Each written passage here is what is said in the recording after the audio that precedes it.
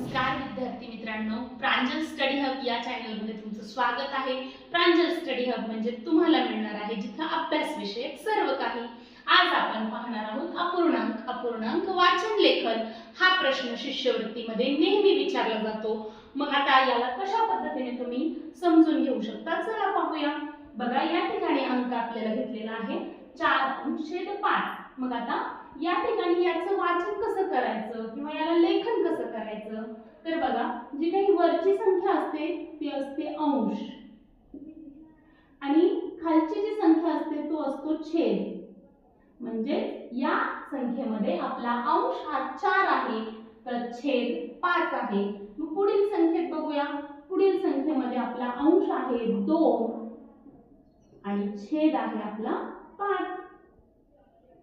आता बघा अंश आणि छेद ओळखणं तुम्हाला समजलंय। मग आता आपण याचं लेखन करूया। मग बघा आता याचं लेखन कसं करायचं तर 4 अंश छेद 5, 4 अंश छेद 5। त्यानंतर पुढील संख्येचं लेखन कसं करायचं तर 2 अंश छेद 5।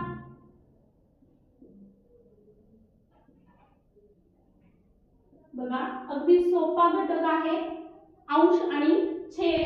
आपल्याला पहिले समजले पाहिजे की कुठला नंबर जो वरचा नंबर असतो तो अंश असतो आणि खालचा नंबर असतो तो छेद असतो अपूर्णांकामध्ये। यानंतर आपल्याला पाहायचा आहे समछेद अपूर्णांक। मुलांनो ज्या अपूर्णांकाचा छेद समान असतो तो असतो समछेद अपूर्णांक। मग याची उदाहरणं पाहूया। बघा आता 3/11 घेऊया आपण। त्यानंतर दुसरा 4/11। कुठले म्हणजे वेगवेगळे नंबर आपण घेऊ शकतो 6/11। त्यानंतर 8/11। बघा म्हणजे या ठिकाणी प्रत्येकाचा छेद समान आहे तो असतो समछेद अपूर्णांक। समजलं का मुलांना तुम्हाला?